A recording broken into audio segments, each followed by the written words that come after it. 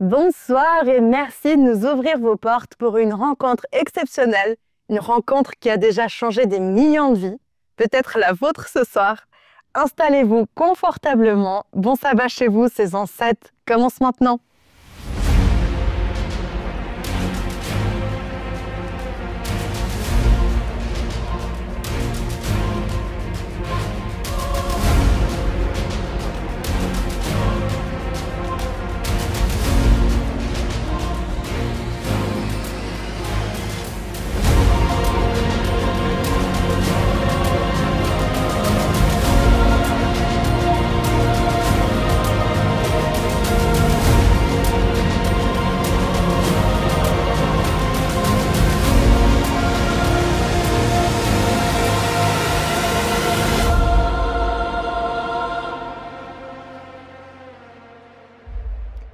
Bienvenue à chacun et chacune d'entre vous. J'espère que vous vous trouvez dans la joie parce que ce soir, vous êtes invités à une fête. Et ce n'est pas la Saint-Valentin, même si on a rendez-vous avec l'amour en personne. Ce soir, c'est le début du sabbat, la fête hebdomadaire marquée par la joie d'avoir un Dieu qui nous a créés avec amour, qui nous connaît donc parfaitement et en plus qui a promis de pourvoir à tous nos besoins. Alors habillez-vous de votre plus beau sourire et chantons en l'honneur de ce super Dieu.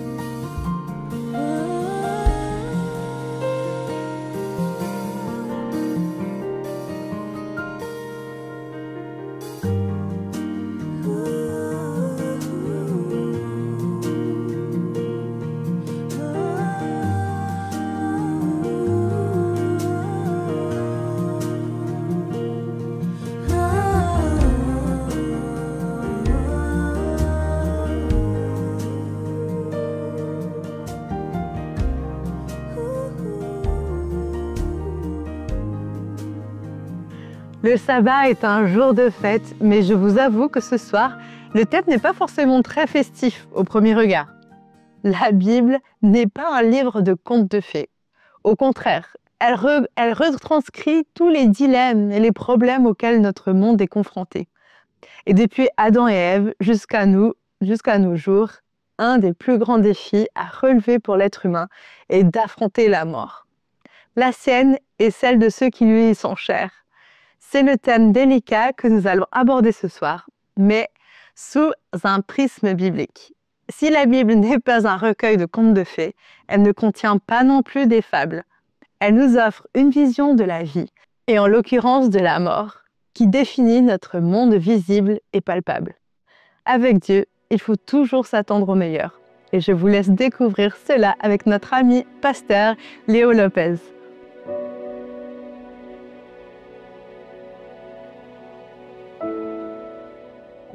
Personne sur cette terre ne peut dire qu'il n'a jamais connu la tristesse, la douleur ou la souffrance. Au pire encore, la perte d'un être cher. Mes chers amis, ce monde ne va pas bien. Et parfois, face à l'épreuve, une question surgit. Où es-tu, mon Dieu? Pourquoi n'étais-tu pas là quand j'avais le plus besoin de toi? Et vous savez quoi? Quand on perd quelqu'un de très cher, quand cette personne n'est plus là, le plus dur, ce n'est pas le jour des funérailles. C'est ce qu'il vient après. Ce vide, cette solitude terrible qui s'installe, cette absence qui devient un poids. Et peut-être que toi aussi, tu t'es déjà dit, « Ah Seigneur, si seulement tu avais été là !» Mais ce soir, j'ai une parole pour toi et pour moi. J'ai une parole pour toi, mon ami, toi qui m'écoutes et que tu me regardes de l'autre côté de l'écran. Je voudrais te dire que quand tu pleures, il est toujours là. Oui, mon ami, parfois tu ne le ressens pas dans ces moments de souffrance, de douleur, de questionnement. Mais je voudrais tout simplement te dire que Jésus, il est toujours là. Imagine un lieu silencieux, pesant, où la mort semble avoir triomphé, le cimetière de Béthanie. Là-bas, une famille brisée pleure son frère. Lazare est mort depuis 4 jours et tout espoir semble perdu.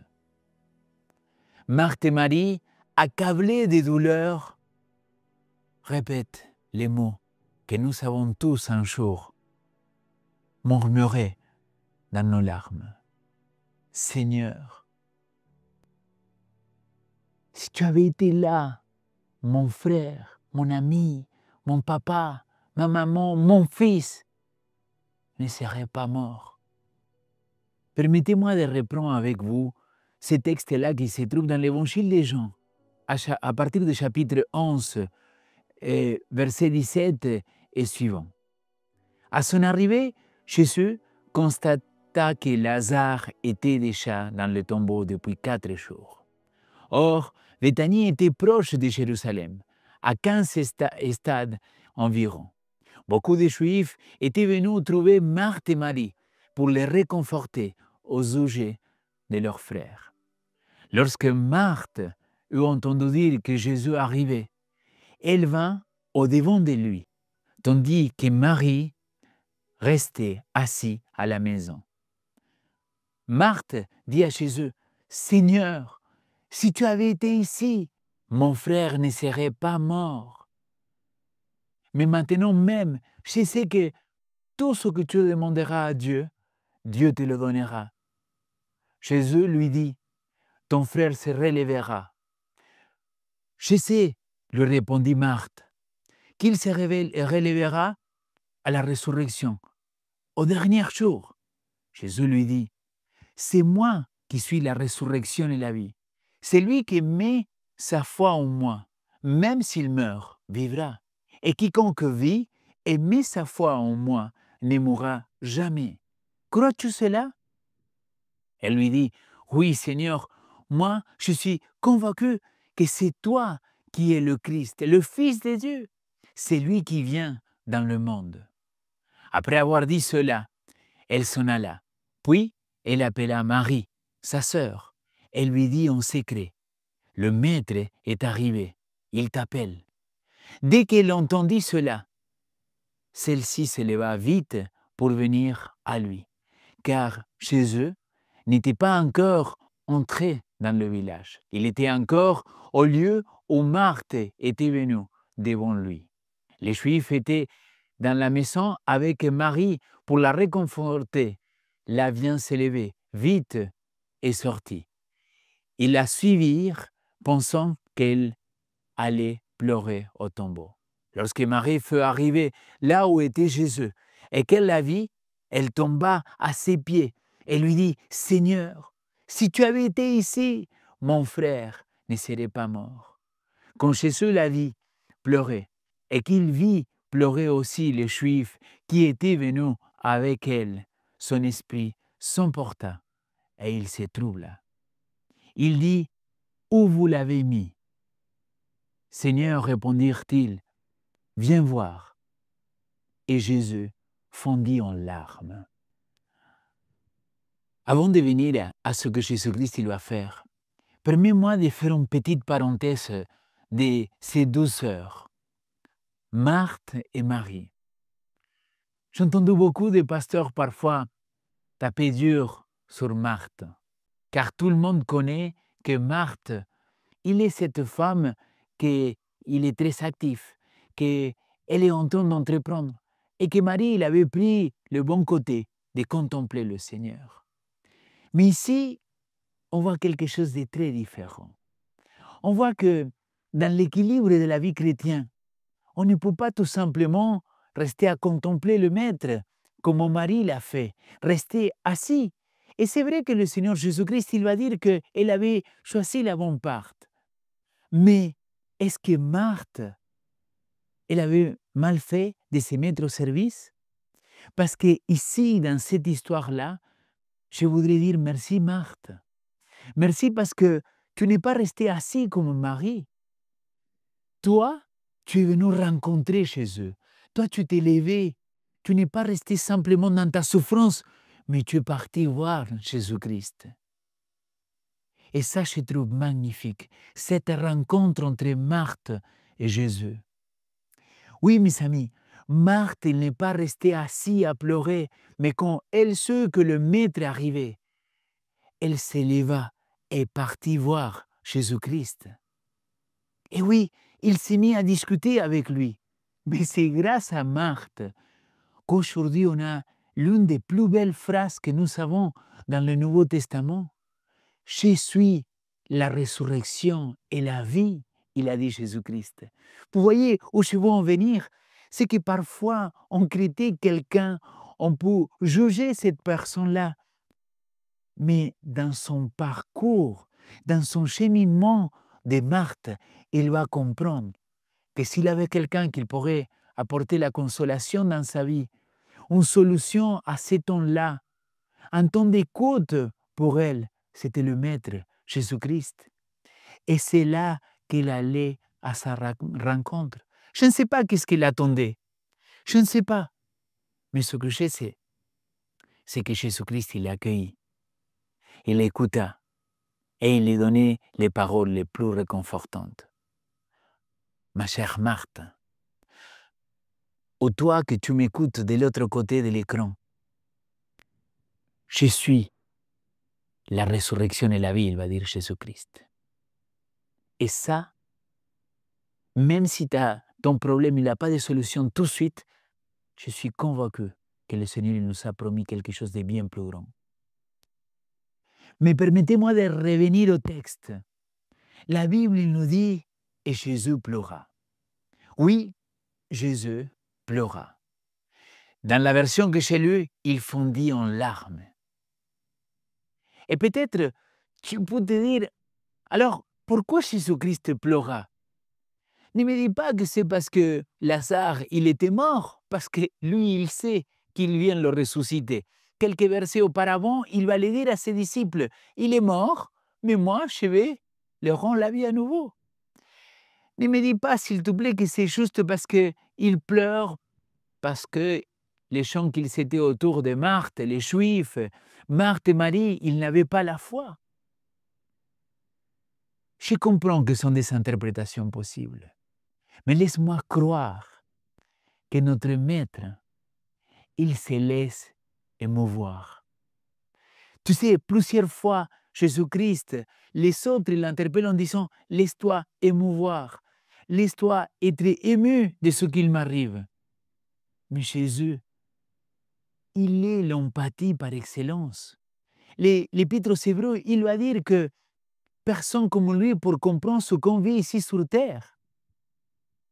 Alors, j'aime bien croire que les larmes, ce ne sont pas seulement celles d'un ami en deuil, ce sont les larmes de Dieu pour l'humanité souffrante. Dieu, quand tu souffres, quand tu pleures, quand tu es dans la galère, quand tu ne trouves pas de solution, mon ami, laisse-moi croire que Jésus, il pleure avec toi. Il pleure avec nous. Mais ce qui est génial avec Jésus, c'est qu'il ne s'arrête pas là. Il va agir. Il va produire ce que nous, on pourrait appeler le miracle. Quand tout semble fini, il ouvre le chemin. Jésus vient changer notre regard sur la souffrance. Il se tient devant le tombeau et il va dire cette phrase extraordinaire. Vous connaissez peut-être ce que Ellen White il va dire par rapport à cela, que si Jésus-Christ il dit Lazare, c'est parce qu'il avait tellement de puissance dans ses paroles que tous les morts, il aurait ressuscité à ce moment-là. Mais là, quand il arrive devant le tombeau, vous savez ce qui va se passer. Jésus-Christ, il voit qu'il a la pierre et il dit enlevez la pierre. Et là, Marthe, avec les doutes, il va dire mais Seigneur, ça fait 4 jours, il peut déjà. Et là, Jésus-Christ, il va lui dire ne t'ai-je pas dit que si tu crois, tu verras la gloire de Dieu? Ils enlevèrent la pierre. Jésus leva les cieux et dit Père, je te rends grâce de ce que tu m'as entendu. Au passé, tu m'as déjà entendu. Quant à moi, je sais que tu m'entends toujours. Mais j'ai parlé à cause de la foule qui se tient ici, pour qu'ils croient que c'est toi qui m'as envoyé. Après avoir dit cela, il cria Lazare, sors! Et qu'est-ce qui va se passer? Lazare, il est sorti. Mon ami, pourquoi demander d'ouvrir un tombeau, de chasser-les? Pourquoi reviver une douleur que l'on cherche à oublier? Parce qu'avec Jésus, la mort n'a pas le dernier mot. Il ne vient pas seulement Jésus réconforter, être à côté de toi, mais il vient aussi nous relever. Il ne se contente pas de nous accompagner dans la douleur, que c'est très juste, mais il veut transformer cette douleur dans une promesse de vie. Oui, mon ami, Jésus est là aujourd'hui pour toi. Peut-être tu te sens dans l'un de ces moments où tout semble sombre, où le silence de Dieu te pèse, où tu as l'impression qu'il est arrivé trop tard. Mais aujourd'hui, Jésus te dit, je suis là, je pleure avec toi, je relève ce qui semble brisé, je rends vie à ce qui paraît mort. Donc la question n'est pas s'il est là, car il a promis, mais la question qu'on devrait se poser, est-ce que nous sommes prêts à lui faire confiance? Tu sais, dans cette histoire de Lazare, il avait une pierre qui empêchait Jésus d'agir. Et peut-être dans ta vie aussi, aujourd'hui, il y a une pierre qui empêche de voir le miracle s'accomplir. Est-ce que c'est la peur, le doute, une blessure encore ouverte? Laisse-moi aujourd'hui t'inviter à oser croire que Jésus, il est vivant. Et pas simplement qu'il est vivant et qu'il est à tes côtés dans les moments de souffrance, mais qu'il est prêt à agir parce que Jésus, il est vivant. Parce qu'avec lui, il y a toujours une résurrection après les larmes. Avec Jésus, on a la promesse qu'un jour, toute cette souffrance, toute cette douleur, tout ce qu'on vit ici sur terre, sera fini. Il nous a promis que nous ne serons jamais seuls dans cette douleur.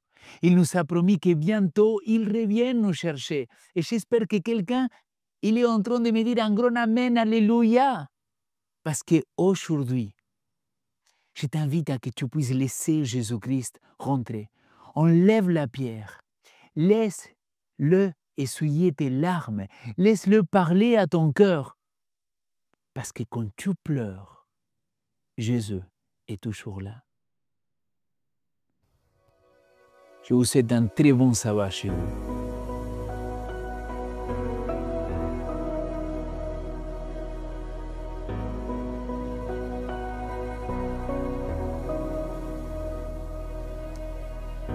J'ai chassé en vain les trésors de ce monde, l'âme vide, le cœur brisé. Tu m'as vu errant sur les routes de ma honte, mais tu ne m'as pas laissé tomber. Quel amour a bien pu inciter ton cœur à courir après le mien? Et ma vie avait-elle autant de valeur pour que les clous percent tes mains? Tu m'aimes malgré mes circonstances et mes offenses, tu m'aimes. Au prix de ta vie et sans répit, tu m'aimes. Tu t'es offert, bras grands ouverts. Oh mon Dieu, tu m'aimes.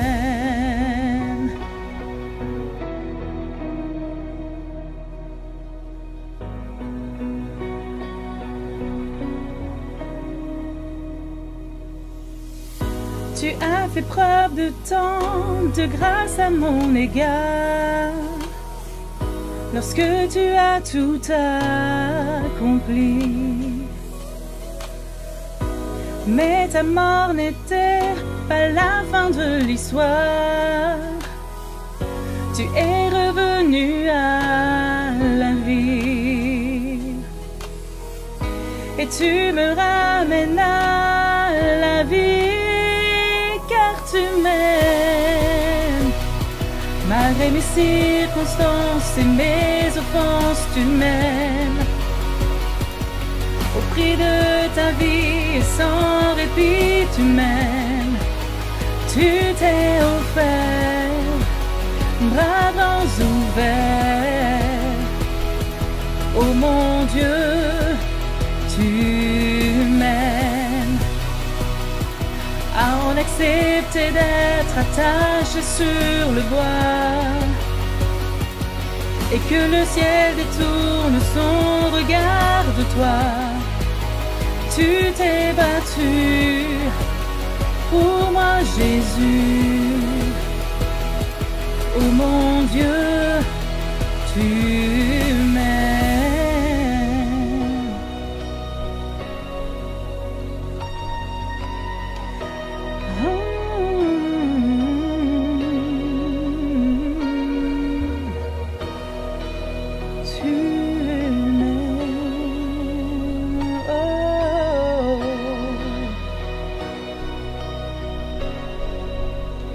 Ni la mort, ni la vie, le présent ou l'avenir ne peut dérober mon cœur de l'amour de mon Sauveur. Dans les hauts, dans les bas, je le sais et je le crois. Rien ne pourra m'éloigner de toi.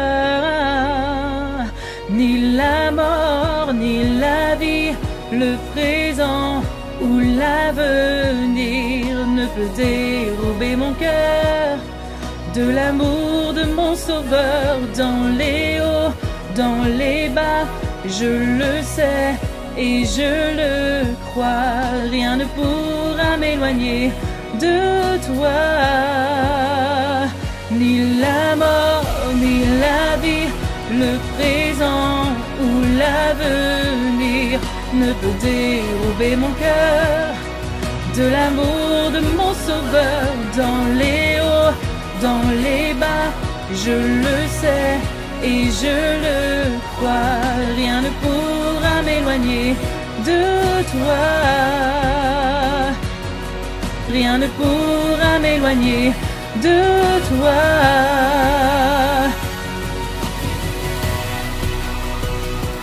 Malgré mes circonstances et mes offenses, tu m'aimes. Au prix de ta vie et sans répit, tu m'aimes. Tu t'es offert, bras grands ouverts. Oh mon Dieu, tu m'aimes. Je n'ai rien fait afin de mériter sa grâce, dans laquelle mes péchés et mes hontes s'effacent depuis toujours et pour toujours. Oh mon Dieu, tu m'aimes. Là où tu es, j'aimerais t'inviter à prier. Laisse-moi prier pour que tu puisses être conscient, comme moi, de que peu importe les circonstances dans lesquelles nous sommes en train de traverser, de vivre, peu importe le niveau de souffrance, je suis convaincu, mon ami, que Jésus-Christ, il est là, en train de pleurer avec toi, de souffrir avec toi. Mais laisse-moi te dire, et laisse-moi prier pour que Jésus-Christ il puisse se manifester, pour que tu puisses voir la gloire de Dieu agir en toi. Père éternel, je te remercie tellement de savoir que tu es un Dieu compatissant, aimant, et que chaque fois que tu nous vois avec des larmes dans nos yeux, avec le cœur brisé, je sais, Seigneur, que tu pleures avec nous, que tu souffres avec nous. Père, je te remercie, Seigneur, car aujourd'hui, on peut avoir la certitude que tu es toujours là, que peu importe le niveau de souffrance, la quantité de larmes qu'on a pu verser, tu es là avec nous.